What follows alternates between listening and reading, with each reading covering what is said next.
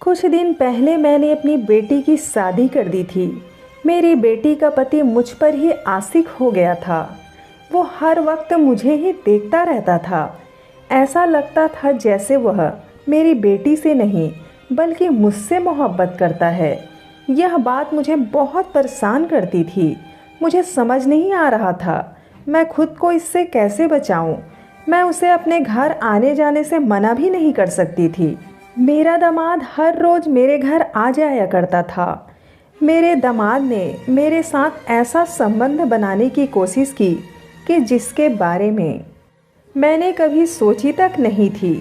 मैं अपने दामाद के बारे में ऐसा सोच भी नहीं सकती थी क्योंकि वह मेरी बेटी का पति था। मेरा नाम इशरा है और मेरी उम्र इस वक्त लगभग 30 साल है। मेरे माँ बाप ने मेरी शादी बहुत जल्दी करा दी थी और हमारे ख़ानदान का रिवाज भी यही था। यही वजह थी कि 30 साल की उम्र में ही मेरी बेटी जवान हो चुकी थी। हमारे ख़ानदान में बेटी को जवान होते ही उसकी शादी कर दी जाती थी। मेरी उम्र भी इतनी ज़्यादा नहीं थी और वैसे भी मैंने खुद को बहुत ज़्यादा मेंटेन कर रखा हुआ था। लोग मेरी बेटी को मेरी बहन समझते थे। हम दोनों बिल्कुल एक जैसी लगती थी। यही वजह थी कि मेरा दामाद भी मुझ पर फिदा हो चुका था। मैंने खुद को बहुत ज़्यादा संभाल कर रखा हुआ था। मैं बहुत खूबसूरत नज़र आती थी। मैं बहुत ही ज़्यादा स्मार्ट थी और देखने में बहुत ही ज़्यादा खूबसूरत लगती थी। मेरा कद 6 फुट लंबा था। मेरी बेटी शादी के कुछ दिन बाद मेरे घर आई। मुझे मेरी बेटी बिल्कुल भी खुश नहीं लग रही थी। वह मेरे बिल्कुल सामने आकर बैठी हुई थी और मेरा दामाद कमरे में जाकर लेट गया था। अपनी बेटी को इस हाल में देखकर मैं भी बहुत ज़्यादा परेशान होने लगी। लेकिन मैं परेशानी के आलम में अपनी बेटी की शक्ल देख रही थी। अभी मैं उसकी तरफ देख रही थी कि उसकी आंखों में से आंसू निकलने लगे।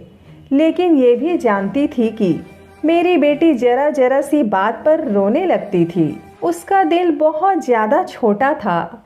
मैंने उसे बहुत ज़्यादा लाड प्यार से पाला था। फिर मुझे ऐसा लगा कि शायद मेरी बेटी को सारी बात पता चल चुकी है कि उसका शौहर उससे नहीं बल्कि मुझसे मोहब्बत करता है। मेरी बेटी की शादी को आज 4 महीने गुजर चुके थे। शादी होने से पहले मैं अपने समाज को बहुत ज़्यादा अच्छा समझती थी, लेकिन मैं उसकी शराफत भरे चेहरे से धोखा खा चुकी थी। मैं ये नहीं जानती थी कि मेरे दामाद की नज़र मुझ पर ही थी और वह मेरे ऊपर नज़र रखता था। वैसे तो वो बहुत ही ज़्यादा खूबसूरत था। वह बहुत हैंडसम खूबसूरत जिस्म का मालिक था। मेरी बेटी उसे बहुत प्यार करती थी। शुरू के दिनों में मेरे दामाद ने मेरी बेटी को बहुत ज़्यादा खुश रखा था, लेकिन जैसे जैसे दिन गुजरते जा रहे थे उसका रवैया मेरी बेटी के साथ दिन ब दिन बिगड़ता जा रहा था। शुरू में जब भी मेरी बेटी घर आती तो उसका चेहरा हर वक्त मुस्कुराता रहता था। खुशी उसके मुंह से फूले न समाती थी। लेकिन जैसे जैसे दिन गुजरते जा रहे थे उसके अंदर बदलाव आते जा रहे थे। मेरा दामाद मेरी बेटी के साथ बहुत ही ज़्यादा बुरा सुलूक करने लगा था। मैंने अपनी बेटी की बातों में ज़्यादा ध्यान ना दिया और मैं यही सोचकर बात को टाल देती थी कि शायद सब ठीक हो जाए। लेकिन अब मामला बहुत ज़्यादा आगे बढ़ चुका था। मेरी बेटी हर वक्त बहुत ज़्यादा परेशान रहने लगी थी। मैं अपनी बेटी की आंखों में ऐसे आंसू नहीं बर्दाश्त कर सकती थी। मुझसे भी अब और सब्र नहीं हो रहा था। आज मैंने फैसला कर लिया था कि मैं अपने दामाद से आज सारी बातें करके रहूंगी। मैंने अपने दामाद को रात के वक्त आज अपने घर बुला लिया था क्योंकि रात के वक्त मेरे घर कोई मौजूद नहीं होता था और मेरा पति रात के वक्त ड्यूटी पर चला जाता था। मैंने उसे रात को इसलिए बुलाया था ताकि मैं उससे खुलकर बात कर सकूं। मैं अपने दामाद को समझाना चाहती थी, इसलिए मैं उससे अकेले में बात करना चाहती थी। अभी रात के 8 बज रहे थे और मैं अपने दामाद के आने का इंतज़ार करने लगी। अभी मैं सोच ही रही थी कि दरवाजे पर बेल बजी और जैसे ही मैंने दरवाज़ा खोला तो सामने मेरा दामाद खड़ा था। मैं उसे कमरे के अंदर ले आई और सोफे पर बैठने का इशारा किया। वो बहुत ज़्यादा खोया खोया सा लग रहा था। मैं भी अपने दामाद के पास ही बैठ गई और उससे कहा, बेटा क्या बात है, आजकल तुम्हारा रवैया मेरी बेटी के साथ कुछ ठीक नहीं है। तुम लोगों के बीच आपस में क्या बात हुई है? मैं अपने दामाद के और करीब आकर बैठ गई थी और उससे बहुत प्यार से पूछने लगी थी। मेरा दामाद मेरी तरफ बहुत अजीब नज़रों से देख रहा था। ऐसा लग रहा था जैसे वह मुझे कुछ कहना चाहता है लेकिन कह नहीं पा रहा था। मैंने फिर से अपने दामाद से पूछा, बेटा बताओ ना क्या बात हुई है? वह बहुत अजीब से लहजे में बोला और कहने लगा, मैंने शादी सिर्फ और सिर्फ आपकी वजह से की है। मुझे आपकी बेटी बिल्कुल अच्छी नहीं लगती। मैं सिर्फ आपसे मोहब्बत करता हूँ और आपको हासिल करने के लिए मैंने आपकी बेटी से शादी की थी। मैं बहुत डर के साथ अपने दामाद की शक्ल देख रही थी। मुझे बिल्कुल भी समझ नहीं आ रहा था ये क्या कह रहा है। वह मुझसे कहने लगा, मेरे पास इसके अलावा कोई रास्ता नहीं था, इसलिए मैंने आपकी बेटी से शादी की थी। मैं आपकी बेटी को नहीं बल्कि आपको चाहता हूँ और मैं हर हाल में आपको पाना चाहता हूँ। इसरा जी, मुझे आपकी बेटी में कोई दिलचस्पी नहीं है, मुझे तो बस आप अच्छी लगती हैं। अपने दामाद की ऐसी बातें सुनकर अंदर तक कांप गई थी। मैं गुमसुम बैठे उसकी बातें सुन रही थी। मुझे समझ नहीं आ रहा था कि मैं अपने दामाद को अब क्या जवाब दूं। मैं बार बार उसकी तरफ देखी जा रही थी। ऐसी बात करने के बावजूद उसके चेहरे पर जरा भी शर्मिंदगी नहीं थी। वह मुझे देखकर हंस रहा था। मेरे अंदर इससे बात करने का बिल्कुल भी हौसला नहीं हो रहा था। फिर मैंने अपने अंदर हिम्मत पैदा की और अपने दामाद को बताया कि मेरी बात सुनो, यह कैसे मुमकिन है? मैं तो तुम्हारी माँ जैसी हूँ और तुम्हारे साथ हूँ। तुम मेरे साथ ऐसा कोई भी रिश्ता नहीं बना सकते। अच्छा यही होगा कि तुम मेरी बेटी के साथ ही खुश रहो। मैं बहुत गुस्से के साथ उससे बात कर रही थी।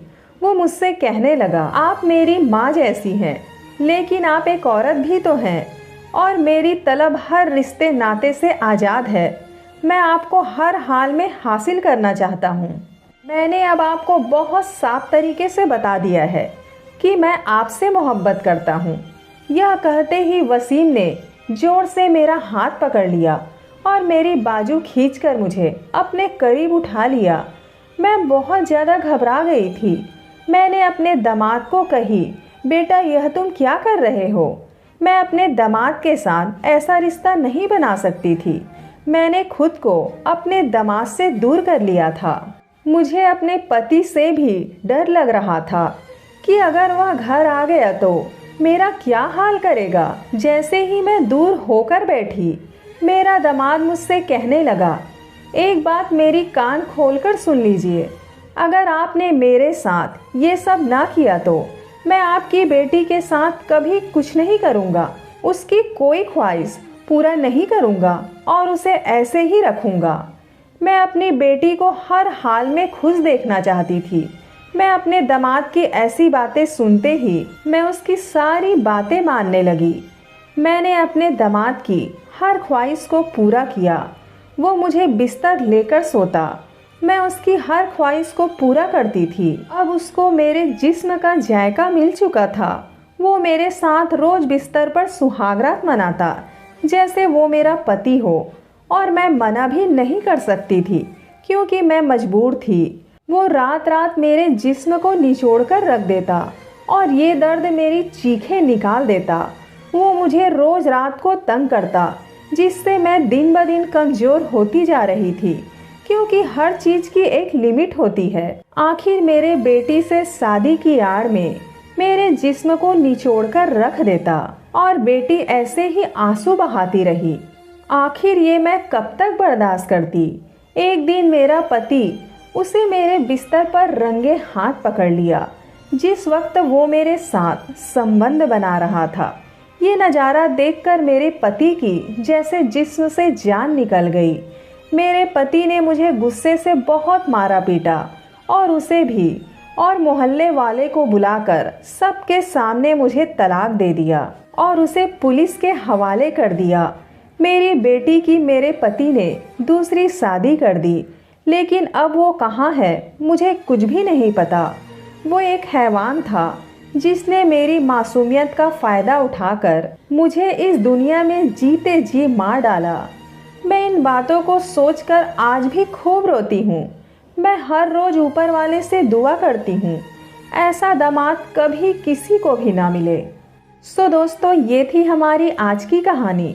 इस कहानी के बारे में आपका क्या कहना है हमें कमेंट करके अवश्य बताएं। और इसी तरह कहानी रोज़ सुनने के लिए वीडियो को लाइक कर दीजिए और चैनल को सब्सक्राइब करके उस घंटी को भी आल पर सेट कर दीजिए, ताकि हर आने वाली नई वीडियो का नोटिफिकेशन सबसे पहले आपको मिल जाएगा।